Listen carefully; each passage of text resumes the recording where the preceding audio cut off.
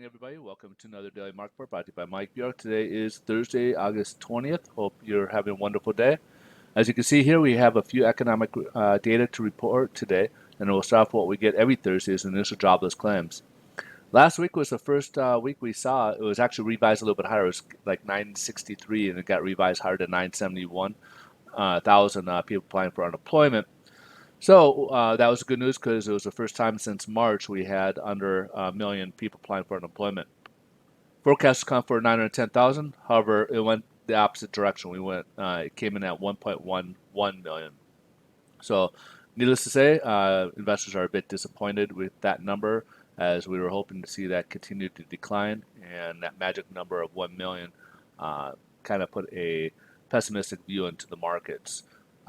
We also got manufacturing in the Philadelphia region with the Philly Fed Index. So we had a pretty nice number here in July at 24.1. Forecast is supposed to be a slight dip down to 20, and it dipped a little bit further to 17.2, but not as that bad. If you saw earlier the Empire State Index, it jumped much lower. It had like a much bigger swing lower. So the Philadelphia here kind of held its own a little bit, but for the most part, decent number. It did drop a bit. Last but not least, we've got leading economic indicators. This kind of helps us gauge as to where the flow of the economy is going 6 months down the line. So we had in June 3%. However, in July, it dipped about half that at 1.4%. So things seem to be slowing down a bit. And obviously, that's something we'll want to continue to monitor as we continue going down the line here and try to get out of this basic recession from what the pandemic had created here. So let's jump ahead here to the headline news.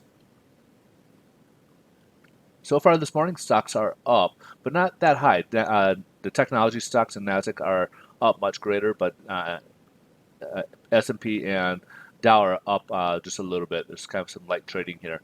Some of the things that came in was yesterday we had the release of the FOMC minutes. Some of the things that were commented about, they felt more uncertain about where the economy is going. The Fed from in July than they did in June, and that, of course, kind of put a little bit more of a sour outlook for investors. Instead of being optimistic that things can get better, that they are feeling less enthusiastic about where things are at. So the minutes didn't really help matters. It kind of actually did the opposite.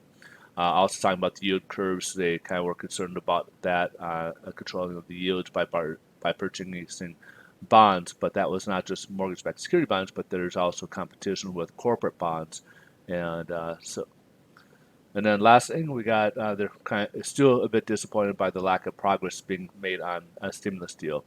This is something that they view as essential for the economy to get out of its current rut and current state and get out of this and kind of move into more of a positive territory. And nothing has been done about this as of yet. So let's go see how this is affecting the mortgage-backed securities, which is mortgage rates. As you can see, we've been starting a lot much higher, and we've been pulling back late in days. We've been getting that almost for about a week now, where we'll start off higher and we'll come down lower. Yesterday was no exception. We did finally break above the 25-day moving average, stayed above it this time. Did the same thing. We started off even higher and came down. Right now, as you can see, there's no change in pricing from where we left off yesterday in terms of mortgage-backed securities.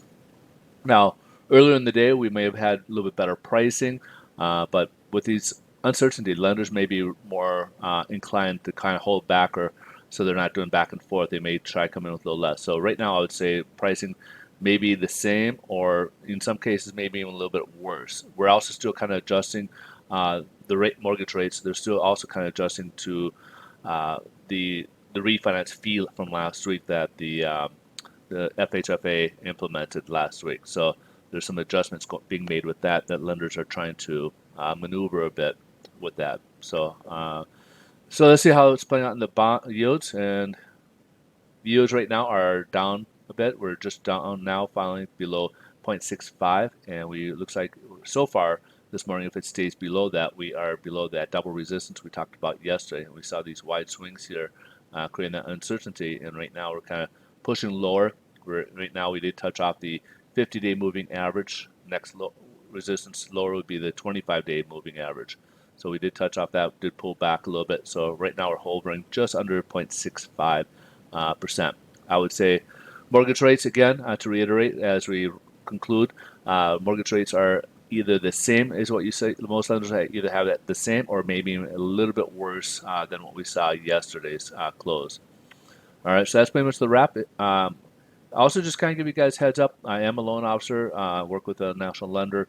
I'm going to leave a link in the bottom and a link at the end of this video. So stay tuned if you're interested. We got a lot of information on different mortgage programs out there, different tidbits that might be useful in your search for either refinance or home buying. If you want more information, if you want to reach out, you can contact me through that website as well, and I'd be more than happy to help you out, offer any suggestions, or we can get you guys pre-approved. We can also get you guys, if you guys are out home buying, we can also get you guys scenarios of different things what we do, and provide different solutions for using mortgages as well. All right, you guys have a great rest of your day, and stay tuned and for the link to the website. Have a great day. Thanks for watching. Bye-bye.